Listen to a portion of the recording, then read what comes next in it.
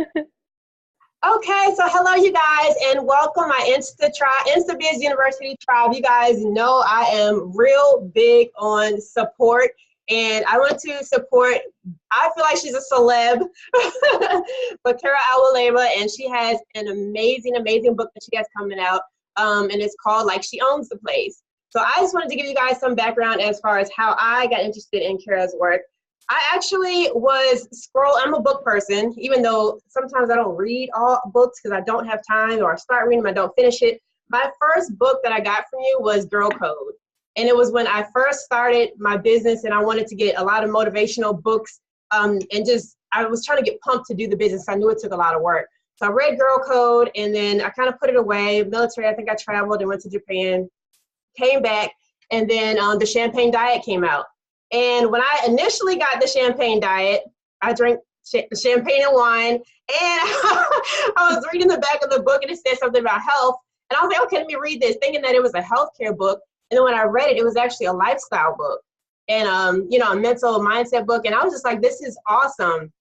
So then me being an Instagram expert, I was like, I want to check out her Instagram. So I checked out her Instagram feed, and it was amazing. You know how I talk to you guys about having meaningful posts? Every single post she makes is meaningful. It has great captions. It is something that you can actually take away and use in your life. And it was awesome. So after that, I seen a link to her podcast. She has an amazing podcast out. And it's Style Your Mind. I listen to that podcast. I think it's every Mondays now. And that podcast is awesome. I listen to it on the way to work, and it definitely motivates me throughout the day.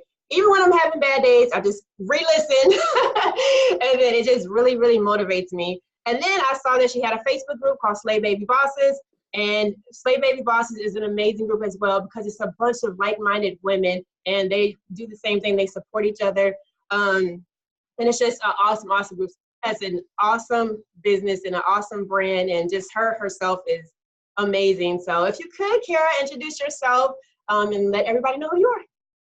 Hi, thank you so much for that beautiful introduction, and thank you for having me. I'm so excited to be here. So for those of you that don't know me, my name is Cara. Obviously, I have a blog that I started 10 years ago called The Champagne Diet, which is not an actual champagne diet, although that would be amazing if it was, but it's more of a lifestyle brand. And it started 10 years ago when I found myself in a place in my life where I was feeling like the complete opposite of living a champagne life. I was in a job that felt very dead end to me, that was not really inspiring me to be creative. I was not taking care of myself mentally, physically, couldn't remember the last time that I worked out, just eating like crap with a boyfriend that was not treating me well. Just like everything in my life was just not the way that I wanted it to be. And I thought that I wanted to change. And I thought, like most of us, that change was going to come from like losing 20 pounds, right? Like we all think a lot of times that if I could just be skinnier, then everything would work out and I would have my dream job and I'd be so confident. So I embarked on a healthier kind of lifestyle overhaul. And a friend of mine said, because I said to her, well, listen, I'm all about eating healthy and improving myself, but like, can I still have a cocktail from time to time? And she suggested drinking champagne because it was lower in calories. And I like started incorporating champagne into my, when I would go out, like instead of getting like dessert, I'd get a glass of champagne. And I noticed that beyond the whole calorie count, beyond the fact that it was supposed to be like a lighter calorie beverage, adult beverage, I noticed that I felt very different when I started drinking champagne. And just to put it out there, I grew up like single mom, like broke, like I did not have a silver spoon, never even drank champagne in my entire life. That was not something that was even on my radar. I was like, who drinks champagne? Like, what am I, like, Paris Hilton? But my friend swore to me that I could, this would be like the drink to have. So I noticed like the first time I ever actually held a glass of champagne in my hands 10 years ago, I just felt totally different. I felt like something shifted in me. I felt like this elevated sense of self. Like I can't describe it. When we think of champagne, I think we think of luxury and glamour and the good life and all these like fancy things. And I was looking at my life in comparison to the way that I felt drinking it. I was like, this is not aligned, but I want to be here. I want this champagne life. I want to start celebrating every day. And I want to find a reason to toast myself. And so through that whole experience, I thought, well, this is interesting. Like I've never imagined that I would be inspired by something like that. So I started a blog and I jokingly called it the Champagne Diet because I was, talking about this like diet that I was on, but it was really a lifestyle overhaul. It had nothing to do with weight. I was eating healthier and I was losing a little bit of weight, but I was changing the way that I viewed myself and I was changing the way that I viewed my life. And from that point on, when I started writing about this, my mission was to really not only empower the women around me, but also keep myself accountable for learning how to respect myself, learning how to go after what I really want, learning how to say no to the things that no longer serve me, and learning how to really appreciate the things in my life that are working. So that blog started, like I said, in 2008. And by like 2010, I would say I started to think like, I really want to take this a step further. How can I actually monetize this? How can I turn this into a career? How can I get out of my full-time job that is not making me happy? And that's when the idea to become a life coach kind of hit me. And again, never had a life coach, never heard of a life coach. Like these are all things like that just sort of like floated into my atmosphere somehow, some way, some divine intervention.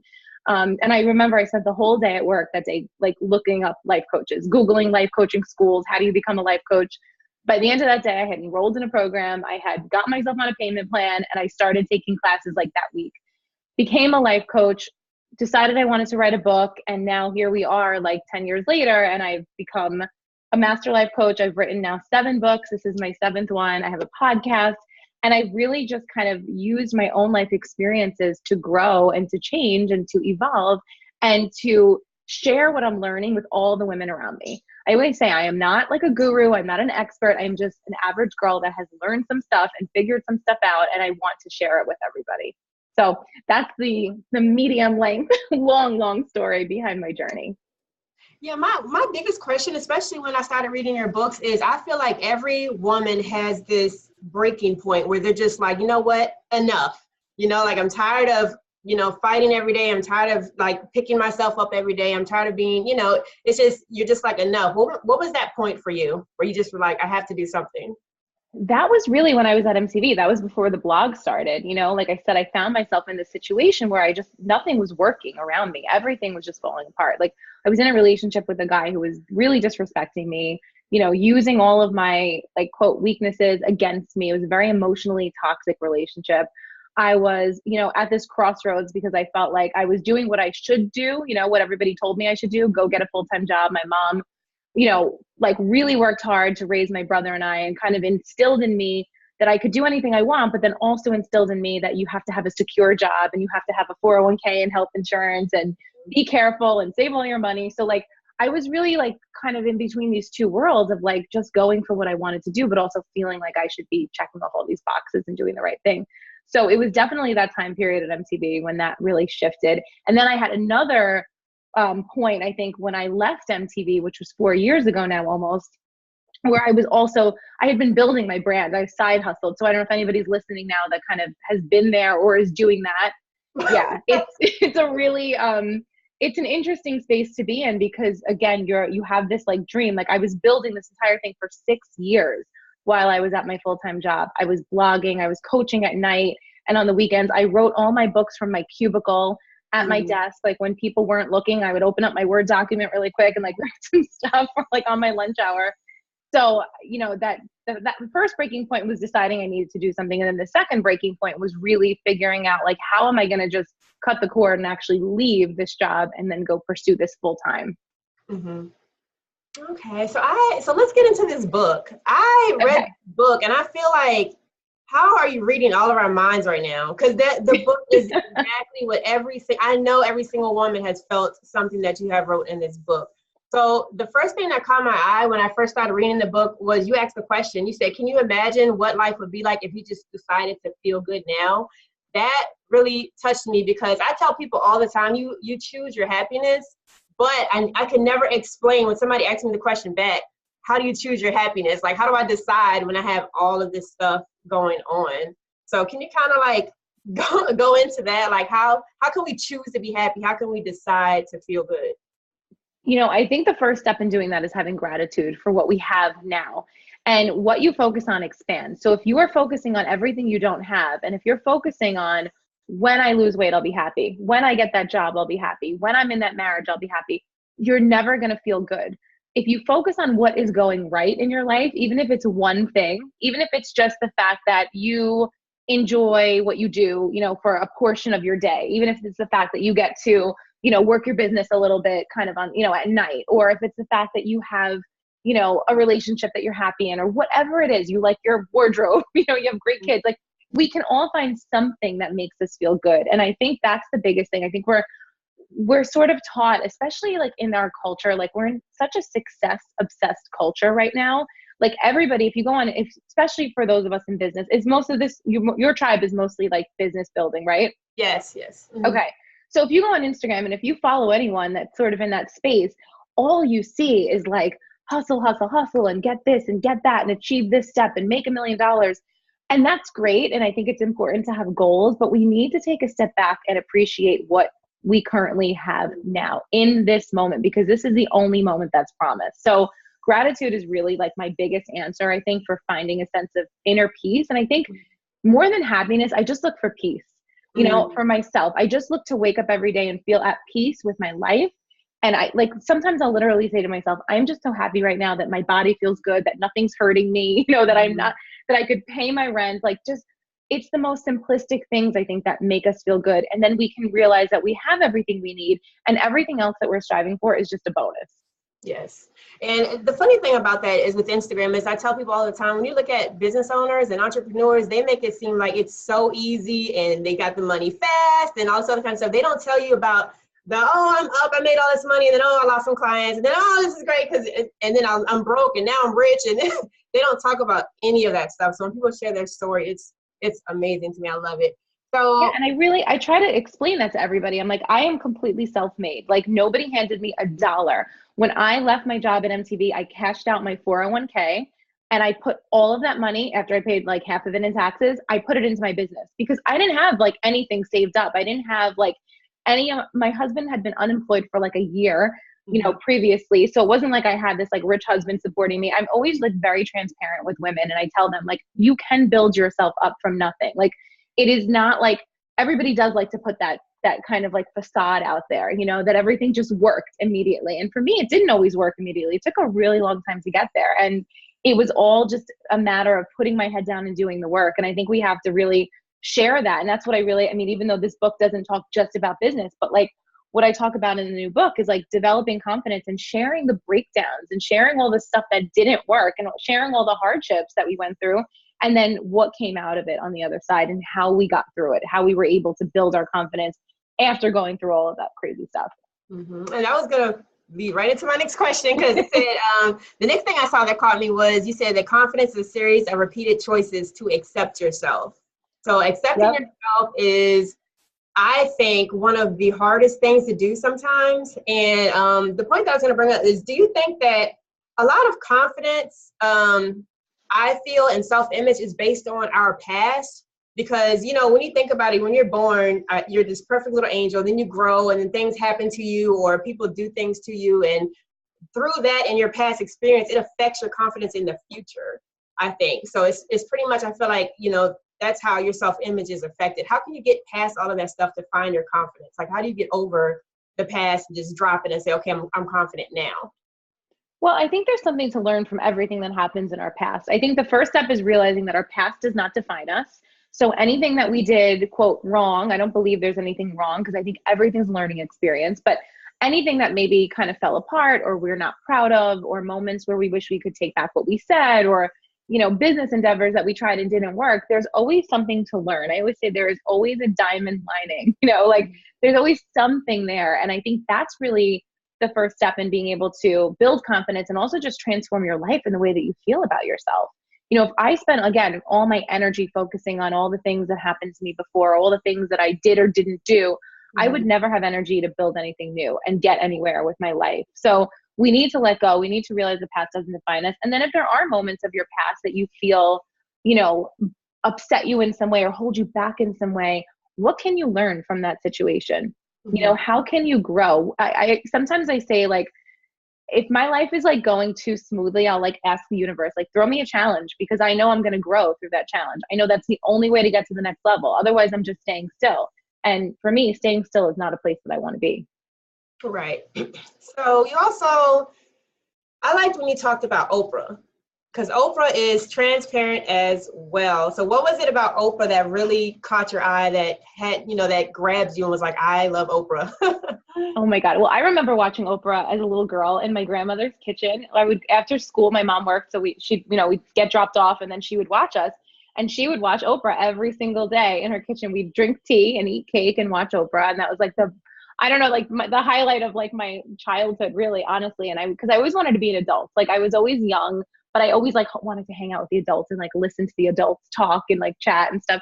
So that was like when I first got introduced to her. But over the years, as I started to grow and kind of look into this, that she moved into the self-help space and the personal development space, because first she was more talk show focused, and then when she started OWN Magazine and the OWN Network, I would always read her articles and her book, What I Know for Sure, and watch the way that she was able to be so vulnerable, specifically around her weight, because that still is a big struggle for her. And I immediately connected with that. And I actually talk about a story in the book about how she was so vulnerable about gaining weight. And she wrote, you'll notice I was not even on the cover of my own magazine in a head to toe shot, because I put all this weight back on that I said that I had lost, and I was embarrassed. And it gives me like chills to think about, because everybody looks at Oprah as like, oh my God, she's just got it together. She's incredible. She's a force. But to know that she still has insecurities and she still has things that she struggles with, and she's willing to share them with us, to me, that's everything, because it makes me feel less alone. It makes me feel like perfect is not a real thing. Nobody is perfect. Everybody has their stuff. And she even says, she's like, I've done everything in my life. I've figured it all out, but I still can't get my weight right. I still can't get that under control. Like, just saying that is like, we could just all take a deep breath. And even if it's not your weight that you struggle with, there's always going to be something that we're working on. And I think just being able to share that especially with other women in our community, and being able to say, listen, I'm going through it too, or I went through it. Here's how I got through. Here's what I'm doing to get through. It's so comforting for me. Yeah. And the thing about the weight thing, and there's some people here that were in the military with me, but with the weight thing, it's very hard in the military, because if we are a little bit overweight based on their standards, we get put out the military. So one thing that I remember mentioning was the fact that, and I think you mentioned it kind of in the book, is everyone's weight is their version of healthy. No one says you have to be a stick, in order to be a healthy weight. You could be your size and be healthy and take care of yourself. That is your healthy. And society, especially on Instagram, I call it taking a social media break. You can look on Instagram and see so many different things. Like sometimes you just have to drown that out and not look at, everyone else, and just focus on what's healthy for you. For sure. So your pink hair, you talk about how you got, how you wanted to do your pink hair. Now that was the one thing that caught me when I saw your Instagram, because hot pink is my favorite color. Everyone knows hot pink is my favorite color. So when I saw your pink aesthetic, and then I was like, she has pink hair. It was great. And you told a story about what made you want to do it, how you took the baby steps to get fully pink. Yes. Do you want to talk about that for a little bit? Yeah. So I've always loved pink hair. That's always been something I've admired. Like I have like a Pinterest board with hundreds and hundreds of pictures of women with pink hair, and I always loved it. I mean, I loved it even from when I was back in high school, like in the 90s, when everybody would do manic panic and like dye their hair crazy colors. But I never had the nerve to do it. I always admired those kids, like those really artistic kids that would do crazy stuff like that and dress crazy. But for me, like I had so many deep rooted insecurities that I didn't want to be seen, like that was like the scariest thing for me, like imagining somebody like looking at me twice or turning their head. But as I got older, I started to think more and more about it. And I was looking around at people doing it, and I would just be like, oh my God, one day. And I would always say like, I wish I had the nerve to do that, And I will never forget, I was getting my hair done. So like underneath all this pink, it's blonde, because your hair has to be like stripped completely, like platinum to get it to be like a pink color. Mm-hmm. So I was sitting at my hair salon, and like the girl's doing my roots or whatever. And I said to her, Taryn, she's my stylist, I said, I think I want pink hair. And she's like, oh yeah, whatever. And she left it off. I was like, no, really? She's like, really? Because she has like pink and red and crazy funky hair. Like she's got an awesome style. So she's like, are you sure? And I'm like, yeah. So she ran to the back and she, mixed up this color. And at that point, we only did like a few little tiny pieces at the bottom, just to kind of like dip my toes in it. And when she was done, I remember just feeling like so different. I felt like such a badass. I was like, oh my God, I have pink hair. And like, slowly but surely I got pinker and pinker and pinker. And this is like a light version. Now I kind of like it light, but like on the cover, if you guys could see it, like pink, like, but I noticed like, as soon as I did that, it it, first of all, it puts you out there. Like if somebody looks at you with pink hair, like they're gonna, you know, it's a conversation starter. People are gonna either stare at you, or they're gonna ask you questions, or they're gonna compliment you, or they're gonna say something. It's definitely like an attention getting color. But so I noticed that having that hair really put me in a position to have to talk to people and to have to accept that attention. So it was like really a true test in self-confidence for me. It was an opportunity for me to really flex that muscle and be like, okay, I'm here. And it was life-changing. And it's funny because I really started diving deeper and deeper into hair color as a way to self-express. And I did an interview on the podcast with the creators of Manic Panic. There's two women who started this company in the 70s, and they're like the originators basically of like wild hair color. And we talked all about confidence, and their little like mantra is live fast and dye your hair. Like, you know, they're like just totally all about it. And I don't know, it's been such an incredible thing for me, and such a chance to step outside of my comfort zone. But it's me, like it's who I really am at the core. Whenever I go back to blonde for a little while to take a break, I'm like, no, that's not. I remember that. I think you got it back for a photo shoot. You're like, no. And then you went back. Yeah. I think I'm like, I'll be like an old lady with pink hair, and I'm just love it. So what is it about, and I think a lot of women go through this, because same thing with me. I was into piercings before the military. So whenever I felt like down, or I felt like I needed a confidence boost, I did something physical to change my mental. What do you think that connection is? Or why do you think doing something physically changing to us affects us mentally? You know, I think that it's just making the outside match the inside. So for example, like I love having pink hair because I like looking different than everyone else, even though other people have pink hair, but I like to stand out. I like to show that I think differently, you know, that I'm creative, that I'm artistic, that I'm just a different kind of thinker. So I think for piercings, it's the same thing. Like it's self-expression, you know, you want to show that you are bold. You want to show the world that you are, you know, unique. So I think we can do those things. And obviously those things are not going to give us confidence, but I think those things help us in our journey to discovering self-confidence, because they're fun and they're a way for us to kind of show the world who we are without having to necessarily say anything. Yes. So let's get down to this. And if y'all, I'm sorry if y'all don't like curse words. Yeah, I know. I have a little bit of a curse. I wanted to bring up, because you made a post about this too, and I read it as you posted it on Instagram. I saw it too, where you said, check your fucks at the door. What does that mean? And I kind of have my own theory about that, but for you, what does check your fucks at the door mean? That really means like you cannot care what people think of you. You cannot give a fuck about what anyone thinks about you, because somebody will always have something to say about who you are and what you do and how you do it. You have to let it go. And the way that quote happened, I was having brunch with this girl, Alex, who's the original creator of Boss Babe. And this was years ago. And we were sitting there like having brunch together, and we were chatting, and she was mentioning something she was like nervous to do. And I was looking at the coat check sign behind her. And that's when the quote came to me. And I was like, Alex, you just have to check your fucks at the door.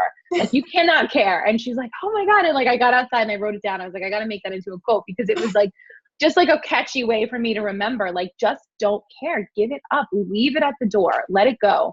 Because when we spend our time worrying about what people are going to think about us, and when we sit there, you know, obsessing over what somebody might say or think or do, and believe me, I get comments on my social media. People send me emails. They don't like this. They don't like that I said that, or they think that I, you know, whatever. I cannot let that get to me. I cannot take that personally. I have to focus on the people who do get my message and the people that I am meant to serve, because we're not all meant to serve everybody. Mm-hmm. You know, we all have different audiences that we connect with. Just yesterday, I had a woman tell me, you know, don't use vulgar language. You shouldn't do this. You shouldn't say that. I'm unfollowing you. And I said, okay, bye. Like, unfollow me. Like, to me, like, if I use the word fuck, it's a word of passion. You know, it's not meant to insult somebody or hurt someone's feelings or be like mean. But again, I'm not for everybody. You're not for everybody. You know, we are not everybody's glass of champagne, and we are not meant to be.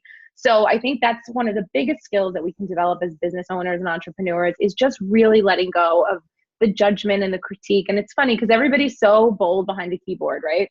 Mm-hmm. Everyone is so quick to make a comment, but in real life, like, would half of these people really say anything like that to you? Probably not. So you got to just take it from where it's coming. And if it's mean and it's nasty, that's their problem. I mean, that's just a reflection of who they are as a person. I think when I don't like something, I just unfollow it. I don't send an email to somebody and tell them why I'm unfollowing them, or I don't take jabs at somebody. I just move on from it. So I think we need to take everything from where it comes and realize that we can't get caught up in that thinking because it's not productive. Right. So leading into that, you talked about anxiety as well. And anxiety, I think, especially in the entrepreneurial world, that's a big thing because we always, before we do anything big, we think about, what are people going to say? How's this going to make us feel? Before we have a speaking engagement, we get nervous. We can't be around crowds, stuff like that. So you said that anxiety is an energetic pattern of thinking. So can you go into that and how can we turn that anxiety into a positive type of anxiety? Yeah, so that was a mind-blowing thing that my therapist at the time said to me. So when I was going through my transformation, when I first discovered champagne and I first was getting out of that really toxic relationship, I sought therapy. I went to a therapist, Dr. Fritz. I talk about him sometimes. I've had him on my podcast. He's an amazing person. He's now a colleague of mine. We work together. We're friends.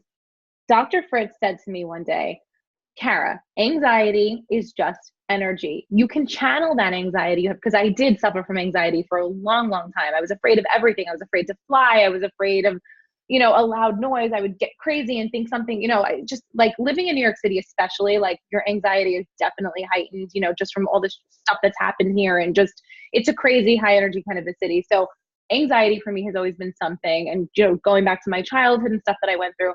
And I really wanted to learn how to master that. And when he said that to me, anxiety is just an energy and you can channel it into whatever you want. It was a day that I remember I went to his office and I said to him, my anxiety is so crazy right now. Can you just give me like a Xanax or something, prescribe someone that can give me something to like shut off this crazy feeling because I can't do it. And he looked at me and he's like, no, he's like, that would be like putting a sock over a fire alarm. He's like, you have so much passion and so much energy. I want to work with you to help you channel that. And that was like one of the best gifts that I ever got because I learned that feeling inside of us and that anxious feeling really is just energy and we can turn it into something good. And I know that everyone has a different scenario and a different situation. So I'm not like against any, medication. Some people do need that. For some people, it's just too out of control. But for me personally, it was something that I learned how to move into something positive. So when I feel those feelings of anxiety creeping up, I think to myself, okay, do I want to think scary thoughts and tell myself a scary story about what could possibly go wrong? Or do I want to tell myself a different story of what could go right? Do I want to fill my mind with positive thoughts and picture the best case scenario? Yeah, so talking about positive thoughts, and I love that your book is interactive. You have spaces where you're like, hey, write this down. Hey, tell yourself this. And a couple of the things that I seen in here was some mantras that you have posted. And some steps that you could take to get over self-doubt. And the 4 that I had on here was it says challenge yourself intellectually, create your power mantras, find your circle of women, your tribe, and become a mentor for somebody else. So the ones that stuck up was creating your power mantras. What do mantras do for you? Or I guess some people call them self-affirmations. What are the benefits of having self-affirmation and mantras? So there is so much power in the way that we speak to ourselves and in the words that we put out there into the universe. There's scientific research that shows that our self-talk is so, so important. And I think a lot of us, our default setting is to go to the negative self-talk. Like, I'm going to fail, I'm fat, I'm not good enough, I'm not smart enough, whatever crap we're telling ourselves. So creating a mantra is really just a way to supercharge our self-talk and to say things, thoughts that affirm the reality that we are creating for ourselves, that affirm the way we feel about ourselves, that tell us that, we are in control of our reality. And the way that we speak that's what's going to build it. Those words are what is going to create the world that we want to create. So I try to create like a mantra almost every single morning. And whatever it is that I'm focusing on for the day, that's what I try to create it around. So I'll say something to myself like, today I am feeling incredibly creative, I am open to magic, and I am available to all possibilities from the universe, or something like that. It can be anything that you want to focus on. And I actually have one at the end of every single chapter, like you mentioned, that kind of ties into the theme of the chapter.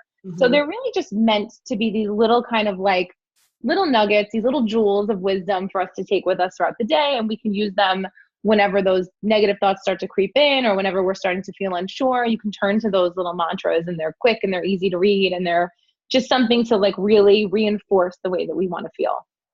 Okay, so, and the other one was building a tribe. So tribes are supportive, they're great, you get to meet new people and talk to some people, but there's also some women that are scared to finding the tribe of women because they feel like they're going to be compared, or they're going to constantly be comparing them with that tribe. How do you break out of yourself to actually deal with other women when you have your own insecurities and, you know, confidence questions? So that's a big question. I mean, I feel like the book as a whole, that's like really the point of this book, is to address that, because in Girl Code, I talked about this, you know, how important it is to collaborate, but like we can't do that unless we feel really good about ourselves. So, I mean, I guess like the first and best piece of advice that I would give anyone listening is to really believe in your truest version of yourself and know that that is enough. You know, I think we can get so caught up in thinking that I should run my business like her, I should look like her, I should do what she does, or she's successful, so I should try to copy that in some way or emulate that. And that's just not the truth. Like, you have something so beautiful and unique and amazing to give to this world. Every single person right now that's listening, we all have something within us. We all have a story to tell that's valuable. We all have a way that we show up in the world that's just beautiful and so just authentic, and we have to own that. And once we can really make peace with who we are, then we can show up for other people. Then we can go out there and build our tribe. So I think that's just it. Like, just doing the things that make us happy, dyeing your hair pink, you know, like going and quitting your job and pursuing something that you love to do, like just really being you and fully wholly you, and understanding that that is so much more than enough. And when you can really embrace that woman and embody her in every way, showing up for people and making friends, it becomes easier, it becomes so much more second nature. All of the walls kind of come down, you know, when you start to really love who you are, and you just worry less about getting hurt. You worry less about comparing yourself to other people. I know that I've made my best friends later on in life because I've really grown into who I am now as a woman, as opposed to who I was when I was like 20, you know? Mm-hmm. And it's so much easier when you're confident because you don't think about all of that. You're focusing on yourself. So I can see that. So I don't know how the whole show, because I will. Shanice had a question. She said, actually, Shanice, I'm going to unmute you. You can ask her yourself. Are you there? Yes. Okay, go ahead. Hi, Okay. Hi, Cara. How are you? Good. So my question is, when you first started building your brand, did you have all the questions and everything figured out, or were there some unknown territories and you have learned as you grew? Oh my God, I didn't know anything when I started building my business. I knew like nothing. And I still don't know so many things. So, I mean, that's a great question. I'm glad that you brought that up, because I think so many of us wait to start before, like, we think we have to know all the answers. We think we have to have it all figured out. We think we have to have like every single piece of research, like, you know, figured out. And that's not the case. Like, I didn't know any life coaches. I didn't know any authors when I first wrote my book. I still don't know any clothing designers now that I started making my own clothing. That's like a brand new thing that I'm learning. I didn't know any podcasters. I think we just have to learn as much as we can and do our research, but understand that there's always going to be room to grow. There's always a learning curve. And I think there should be a learning curve, because we're never going to fully know everything. I'm still learning things about books, you know, 7 years later after writing them, you know, for so long. So I think gather as much information as you can, but don't let the lack of knowledge hold you back from starting. Okay. Does that make sense? Yes. Okay. All right, anybody else have any questions? You can raise your hand. There's a little thing you click and a little hand comes up. And I thank you for coming on. Okay, Alyssa. Am I saying it is Alyssa or Elisa? Alisa.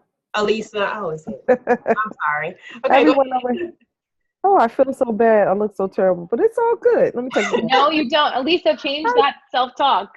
Yeah, you're absolutely right. You know, and I know better too.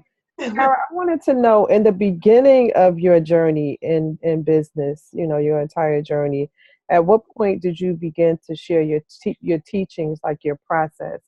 And I'll tell you why I'm asking the question. Because I've been at it for a long time, but I also work. So I'm like around the corner from retiring, and I shared that with Rocky. She knows I'm a law enforcement officer or whatever. So at what point did you begin to share your teachings in your business? In terms of like how I built my business, or just the things I believed in? In terms of how you built your business. I would say probably after my first book was out for like maybe a year or so, because I was able to see like what that process was like. That was the biggest question I was getting at that point. How did you self-publish your book? Because I had my experience with trying to be traditionally published, and my first book was rejected 19 times by 19 different publishers. Okay. And that's the point that I decided to do it on my own. So I did it on my own, and it took me like a couple of months to kind of like realize what was going on, and that it was actually, you know, becoming successful, and people were kind of coming to me and asking me questions. So that, in terms of like the business building part, I would say probably like 6 months to a year. Now, go ahead. Sorry. No, go ahead. I was just going to say, I think it's important to share it. Like, I don't think there's necessarily a timeline on when we can and can't share. I think if you feel like you have something valuable that you want to show other people, if you feel like you did something that you learned from and you can give back and you can like teach someone that, right, I feel like there's good a time as any to do it. You know, like I share constantly as I go and as I learn. Okay. That answers my question. Okay.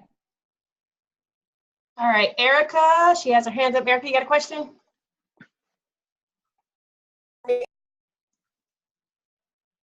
Oh, I think she's muted. Oh, hold on, Erica. I got to unmute you. Okay, there you go. Okay, can you hear me now? Okay, great. So, Cara, I have been following you since like forever. I'm almost starstruck on this live stream right now. I really am. I have to get myself together. So my question is, I know in the beginning you did a lot yourself. You self-published your books. You were your own PR person. You did a lot of that yourself. What is your advice for some of us that are starting out the same way?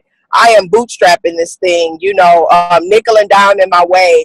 And so I've got my certification. I've been in a couple of anthologies. I am a life coach. I also am very successful in network marketing.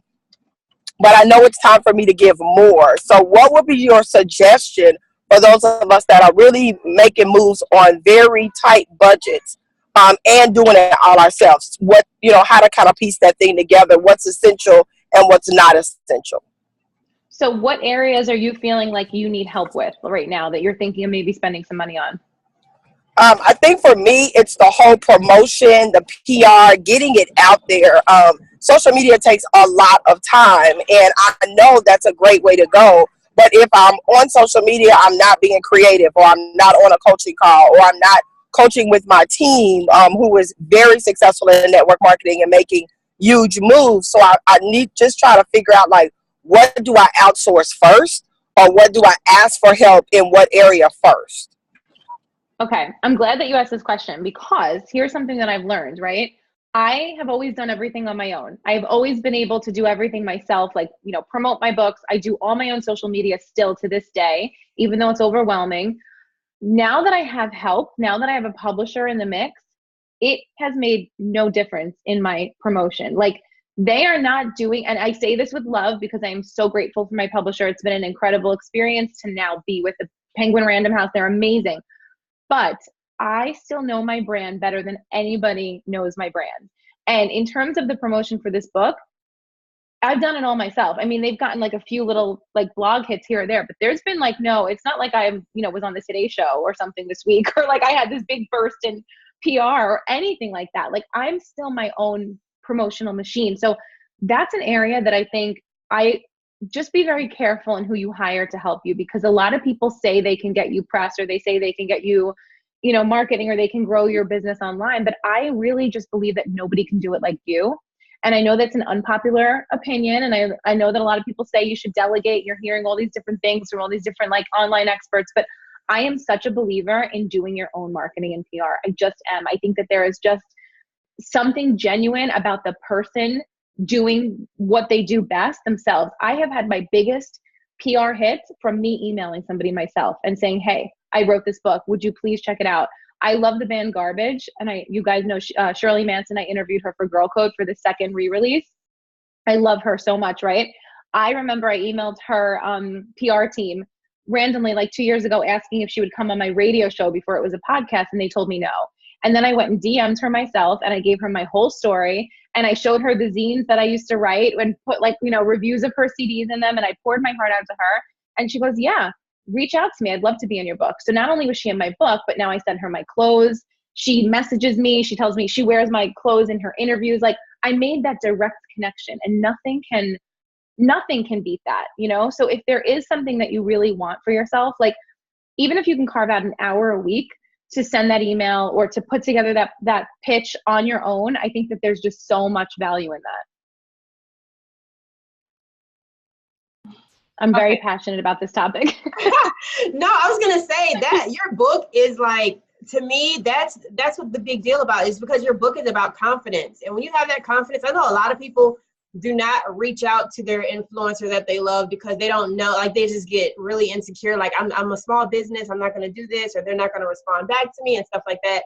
And I think that's the big thing too, as well, Erica. And yeah, I think that just do it. Yes, I agree with you. And as an influencer now, right? Even though I hate the word influencer, because I feel like we all have so much more to offer, but I'll use that term in this scenario, right? As somebody who has like a following, when people approach me for, you know, their client to be on my podcast, or if they ask me to promote something, it doesn't really resonate with me. When the actual talent reaches out to me and says, hey, I love your podcast. I loved episode 25. You know, I'm an avid listener. I've read your book. I would love you to consider me to come on. Here's how I think I can add value. That's the email that I'm paying attention to. I'm not paying attention to the publicists and all the emails that I'm getting every single week from random people. So really think about, if you are going to work with somebody, make sure that you're on the same page, because I do think there's value in working with a team who gets you and who really understands you, but make sure that you're really vibing with that team that you're bringing on, and you're not just hiring somebody randomly because they've gotten somebody else success.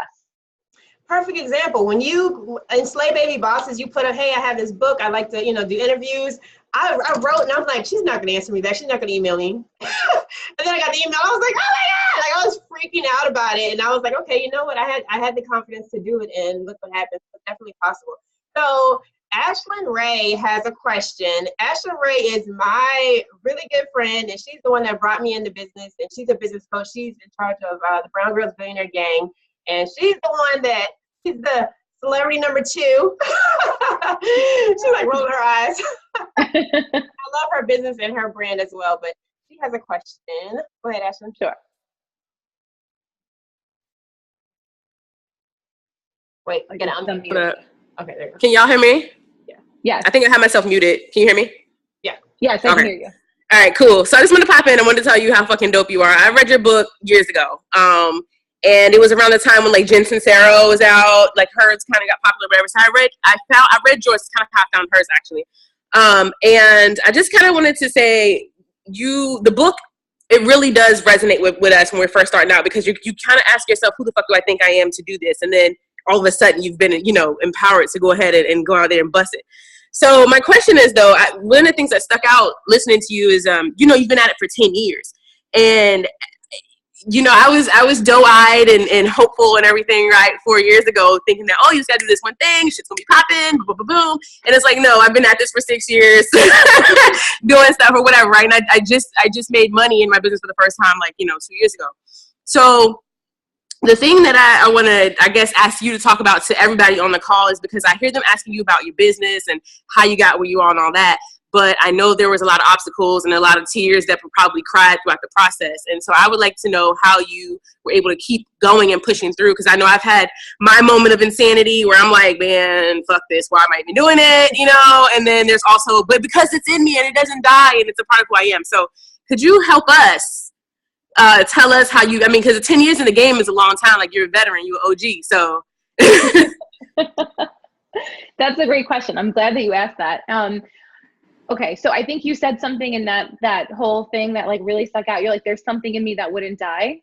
And that's really what it comes down to. So for all the moments that I find myself having a breakdown, and for all the moments where I'm like, oh my God, this isn't going to work, or the book was rejected, or I'm not getting what I want out of this situation, or these people aren't helping me, or I'm not, whatever, I give myself a little bit of a pause and a little bit of a break, and I allow myself to take a step back. And it usually doesn't last more than a day, because I'm just so passionate about what I do. And I feel like it just brings me so much joy and happiness to do this, but reminding myself of why I do what I do. And I think we can get very caught up in thinking it's about Instagram followers, it's about money, it's about how many clients we're bringing in, it's about the press that we're getting. I found myself getting caught up in the whole book publishing process because I was like, well, I'm with a publisher. Why am I not getting big press? Why am I not getting a piece in the New York Times? And then I had to take a step back and go, wait a second, what the fuck is the New York Times going to do for you that you cannot do for yourself? Really, what part of me does not believe that I am good enough and powerful enough to put my work out there and connect with real women in a way that feels authentic to me that I'm going to get from some newspaper feature? That what, I could slap a logo on my website and say that I was featured here? Would that be great? Yes, for sure. But I had to really, and it took a breakdown, and there are many breakdowns along the way. There's been breakdowns happening for 10 years, but that's what I always do. I take a step back and go, why do you do what you do? Why are you showing up every day? And it is always the same reason. It's that there is something in me that won't die. There is something in me that knows this is my purpose, that knows that I'm meant for big things, that knows that I am meant to help people and serve people. And I think that's the biggest thing, taking the ego out of it, right? Because it's always our ego that shows up and says, you should be here, you should be featured here, you should have this amount of money, you should have this title, whatever it is. And just really get down to the raw core of why we are doing what we do every single day. And that is honestly what keeps me going.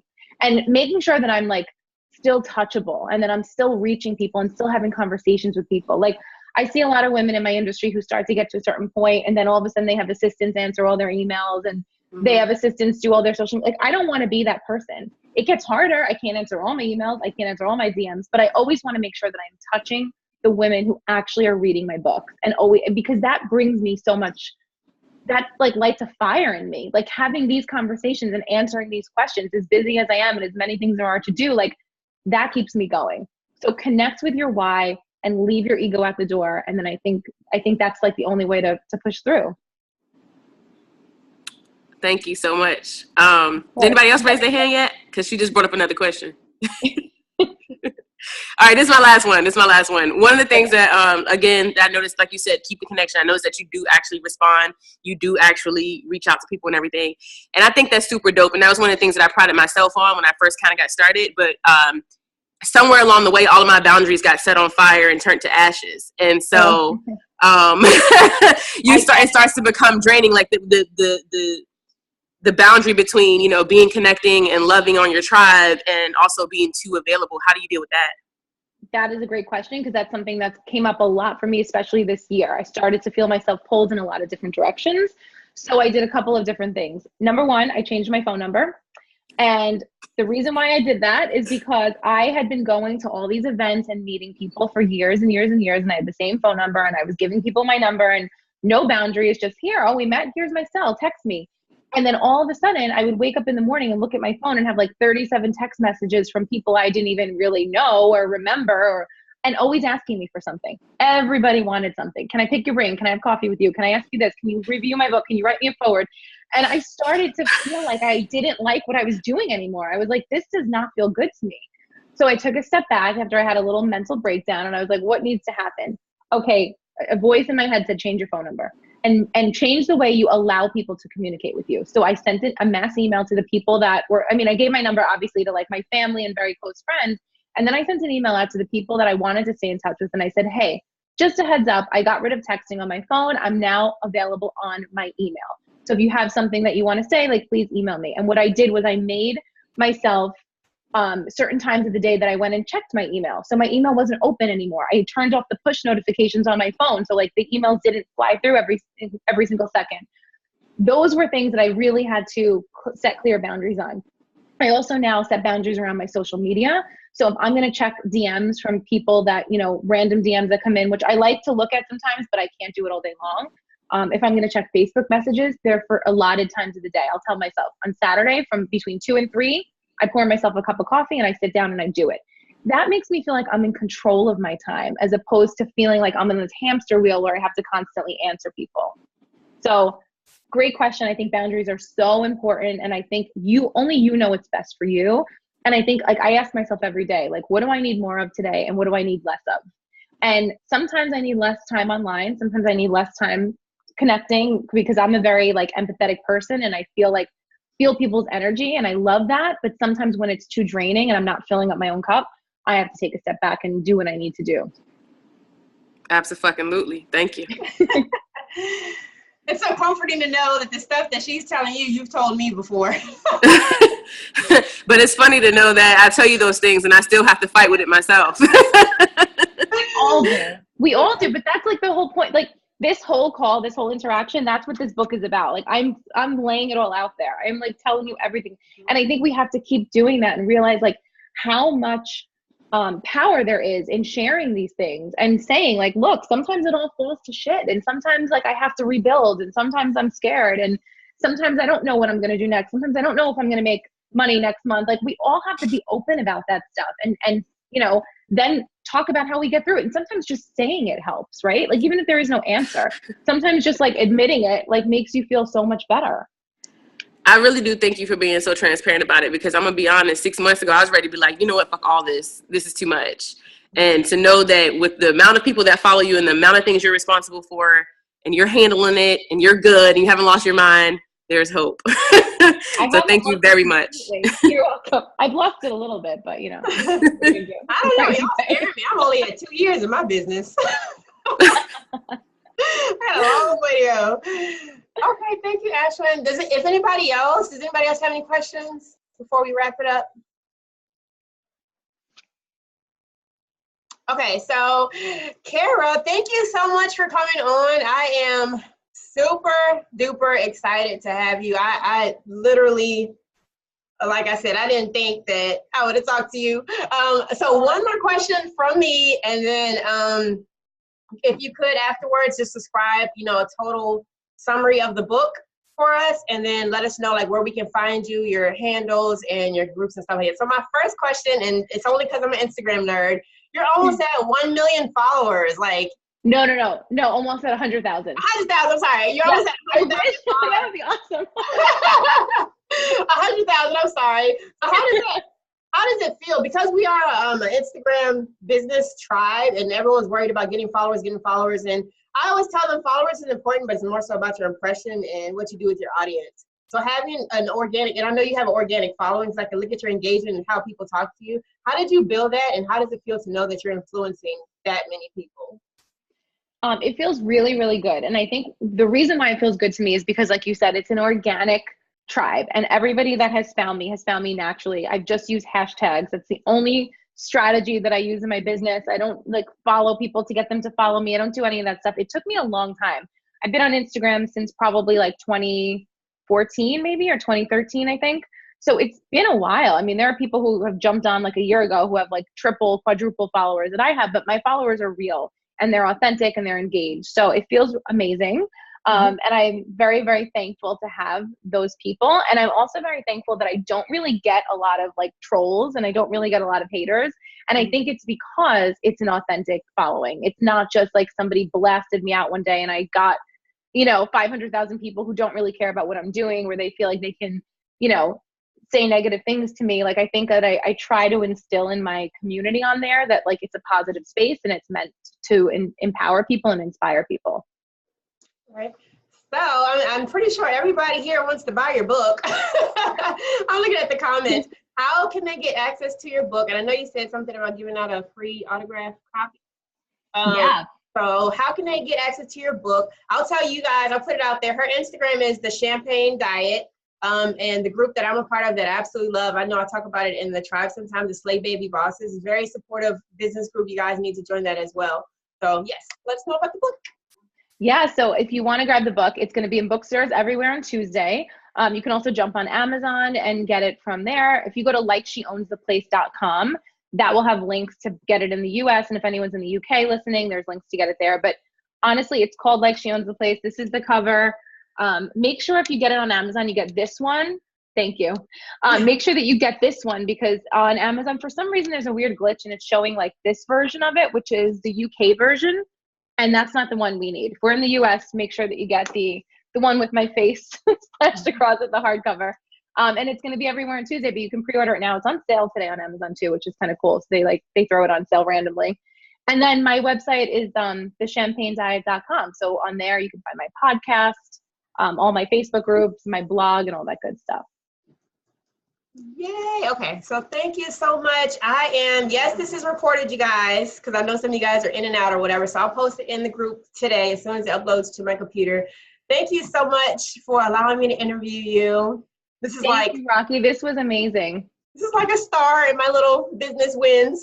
Does anybody else have anything to say before we get off the call? I see. Someone said, I'll be in your group too, so I could always answer if somebody like wants to ask a question and post it in there. You just tag me and I'll try to answer it. Okay, great. So I'll make a post just for that, you guys. So thank you for coming on, and thank you all for joining. And everything will be in the group.